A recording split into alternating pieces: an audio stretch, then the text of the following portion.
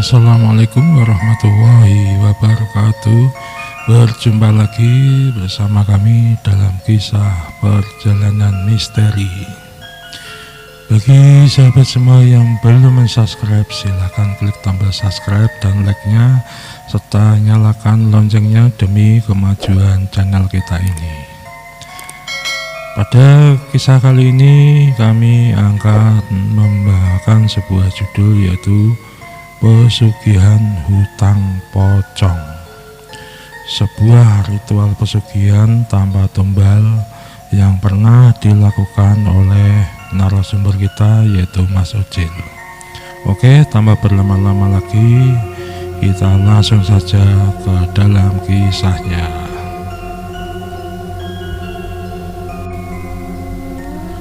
Malam itu Mas Ucil duduk termenung sambil melihat dagangan angkringannya yang masih banyak. Pikirannya kacau, hatinya hancur. Padahal malam itu malam minggu, yang dahulu di saat awal-awal buka angkringan, hampir tiap malam banyak orang-orang pada nongkrong untuk ngopi dan mainan game online. Apalagi kalau tiap malam minggu, pasti sangatlah ramai. Bahkan harus sampai membuka tikar tambahan sampai 5 buah tikar yang harus disiapkan.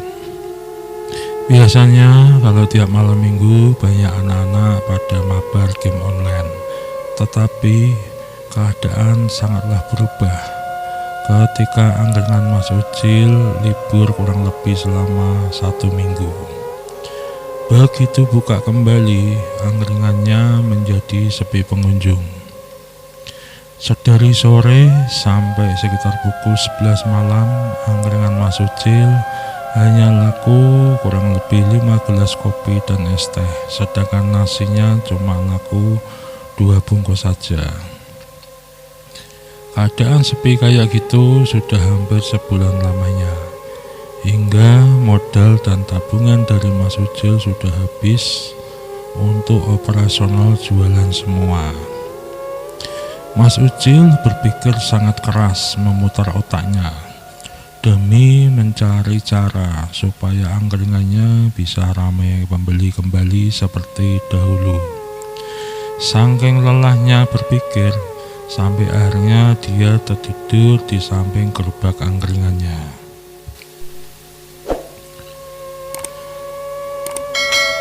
Sekitaran 1 jam lamanya dia tertidur. Tiba-tiba Mas Ucil kaget dan terbangun karena ada satu mobil yang berhenti di samping gerobak angkringannya. 2 orang bapak-bapak turun dari mobil itu dan segera duduk di depan gerobak angkringannya untuk memesan 2 gelas kopi hitam. Monggo Pak, mau pesan apa? Tawar Mas Ucil sambil tergagap karena kaget karena dia barusan bangun tidur. 2 gelas kopi hitam Mas, tanpa gula ya, pesan pembeli itu. Ini kok masih banyak banget Mas dagangannya, apa baru aja buka Mas? Tanya pembeli heran. Enggak Pak, saya buka dari tadi jam 5 sorean. Tapi memang lagi sepi malam ini Pak, jawab Mas Ucil agak bersedih. Walah, kirain baru buka Mas, makanya saya heran, kok masih banyak banget dagangannya. Apakah gak rugi Mas kalau sisa kayak gini? Tanya pembeli itu lagi. Monggo Pak, ini pesanan kopinya. Ya kalau rugi secara langsung sih enggak Pak, tapi lama-lama juragan saya pasti marah dan mungkin saya nggak boleh ngambil dagangannya lagi karena ini semua setoran Pak, dan udah hampir sekitar sebulan terakhir ini angkringan saya ini sepi banget Pak, keluh Mas Ucil dengan bersedih. Mas, biasanya orang jualan itu kan pakai penglaris Mas, atau sejenisnya gitulah. Apa masih nggak ikutan cari kayak gitu biar angkringannya rame lagi? Tanya pembeli menelisik. Maaf Pak, saya nggak pernah model-model kayak gitu. Saya mah ikhlas saja Pak, nerimo gitu Pak, jawab Mas Ucil lirih. Ya emang bener sih Mas, tapi kan rata-rata semua penjual pasti pakai penglaris. Kalau enggak ya kayak gini. Jujur aja Mas, saya juga seorang penjual. Saya terus terang jualan bakso Mas. Dulu saya biasa aja kayak Mas ini, tapi yaitu lama kelamaan warung saya kalah saing sama warung yang lain. Sampai akhirnya saya ketemu Eyang Suud. Beliau memberi sebuah ritual pesugihan tanpa tumbal, dan emang manjur kok Mas. Bahkan sampai saat ini usaha saya sudah berjalan sekitar 7 tahunan lah lamanya. Dan sekarang saya sudah mempunyai 3 cabang warung bakso. Terang pembeli itu serius. Masa pesugihan kok tanpa tumbal Pak? Tanya Mas Ucil penasaran. Ya emang kayak gitu Mas. Awalnya saya nggak percaya kayak Mas ini, tapi setelah saya jalani sampai saat ini nyatanya keluarga saya utuh, gak ada yang mati jadi tumbal, dan usaha saya berjalan lancar sesuai harapan.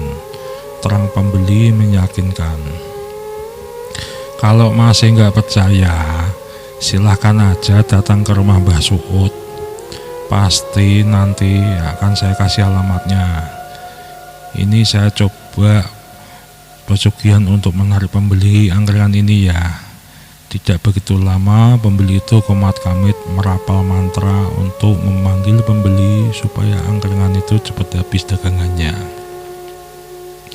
Selang 10 menitan ada beberapa pembeli mulai berdatangan, dan tidak begitu lama dagangan Mas Ucil habis, bahkan sampai nolak pembeli.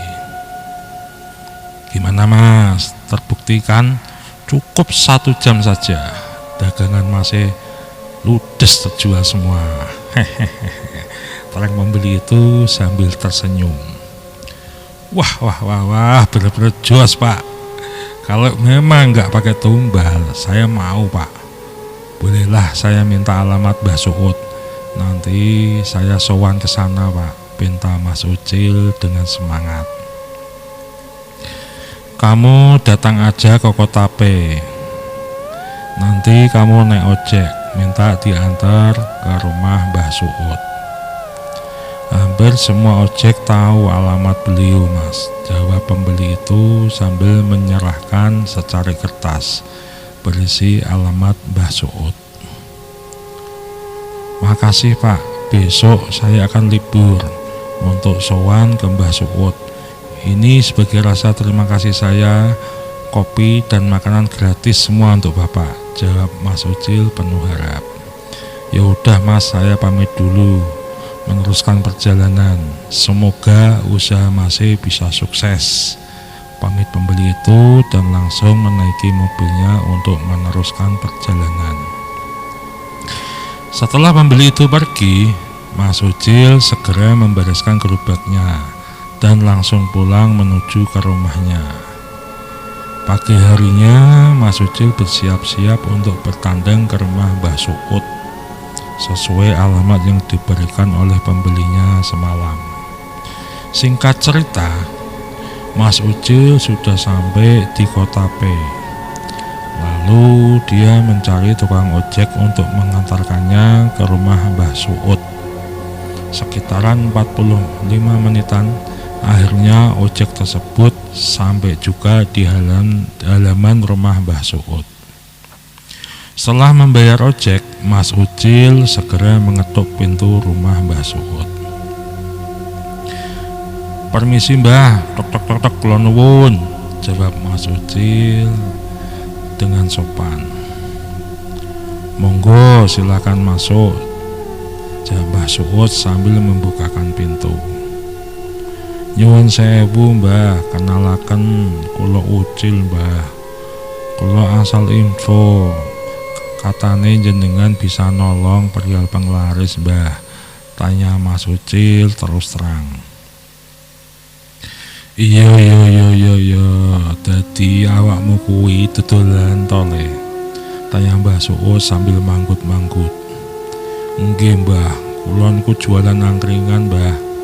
Tetapi mpun sebulanan niki angkringan kula sepi banget, Mbah, keluh Mas Ucil dengan hati yang bersedih. Lah karepmu njaluk piye le? Panglaris apa pesugihan? Tawar Mbah Suud. Katane jenengan ada cara pesugihan tanpa tumbal, Mbah? Tanya Mas Ucil penasaran. Oh, awakmu kepengin pesugihan sing kaya kuwi to? Iya. Tapi ana syarate le. Awakmu apa sanggup syarat-syarate kuwi? Tanya Mbah Suud menawarkan. Syaratnya nopo, Mbah? Umpami kuat, saya akan siapkan semua syarat-syaratnya, jawab Mas Ucil meyakinkan. Syaratnya jane gampang le. Kamu carilah jenazah orang yang jauh dari agama. Nek ning kene mayat orang yang suka membuat onar utawa bajingan lah, terang Mbah Suud. Napa kula bar niku kudu nyolong tali poconge, Mbah? Tanya Mas Ucil sok tau. Yo ora le, ora kaya ngono kuwi. Ngene lho. Awakmu ora perlu nyolong tali pocong. Sing penting kuwi awakmu golek mayit wong bajingan utawa gali. Bar kuwi awakmu melu ngrawat mayit kuwi. Terus awakmu melu gotong mayit kuwi tekan kuburan. Begitu mayit mlebu liang lahat, kamu kudu maca rapal mantra sing mengko simbah ajari, terang Mbah Suud serius. Terus bar niku selanjutnya kula kudu piye, Mbah? Tanya Mas Ucil kebingungan. Yo bar kuwi awakmu mulih to le apa ya arep nginep ning kuburan. Sejak kuwi awakmu wis duwe pesugihan sing mbok karepke, terang Mbah Suud. Terus bar niku apa mboten tentu tumbal, Mbah? Atau pantangan masalah pesugihan ini, Mbah? Tanya Mas Ucil semakin penasaran. Masalah tumbal ki ora ono le. Tapi mengkone ambu wangi mayat iku bakalan mengikuti awakmu terus, terutama saat kamu jualan. Nanti kamu harus siapkan makanan dan segelas minuman untuk dia makan. Sejak itu arwah mayat kuwi akan terus membantu kamu berjualan sebagai bayar hutangnya ke kamu sampai batas waktu yang kamu inginkan sesuai mantra nanti yang akan kamu baca, terang Mbah Suud panjang lebar. Kalau cuma bau sih nggak apa-apa, Mbah. Yang penting saya ndak lihat wujud pocong itu. Terus terang saya takut, Mbah. Apalagi kok tahu menampakkan diri di angkringan saya. Bisa-bisa heboh nanti, Mbah. Keluh Mas Ucil khawatir. Asalkan kamu kasih makan rutin tiap hari, pocong iku ora bakalan le ngetok-ngetoki awakmu, apa meneh ngetok-ngetoki wong liya. Makan pocong itu ya seperti apa sing mbok maem kuwi. Ditambah kamu bakarin dupa, terang Mbah Suud. Setelah cukup konsultasinya dan Mbah Suud sudah mengajarkan bacaan mantranya, lalu Mas Ucil berpamitan pulang ke rumahnya. Singkat cerita, setelah 2 hari sepulangnya dari rumah Mbah Suud, tiba-tiba terdengar kabar kalau Bang Tompel, salah satu preman pasar yang selama ini merasakan pedagang, tewas akibat dibunuh oleh sesama preman. Mendengar kabar itu, Mas Ucil sangat bahagia karena inilah calon pesugihan dia. Berhubung Bang Tompel tidak mempunyai keluarga, sehingga mayatnya cuma dirawat oleh beberapa orang pedagang dan disemayamkan di pasar. Melihat kejadian tersebut, Mas Ucil segera mengambil alih semua kebutuhan pemakaman mayat Bang Tompel. Dari menyiapkan lokasi makam, bahkan sampai persiapan lain-lainnya. Singkat cerita, sore itu mayat Bang Tompel segera dibawa ke pemakaman. Semua petunjuk dari Mbah Suud sudah dilakukan semua oleh Mas Ucil. Singkat cerita, setelah acara pemakaman, Mas Ucil segera membuka angkringannya. Oke, sampai di sini dulu ceritanya. Kita lanjut di part kedua. Bagi sahabat semua yang belum mengklik tombol subscribe, silahkan klik tombol subscribe-nya dan beserta like-nya, dan jangan lupa nyalakan loncengnya. Oke. Akhirul kalam, wassalamualaikum warahmatullahi wabarakatuh.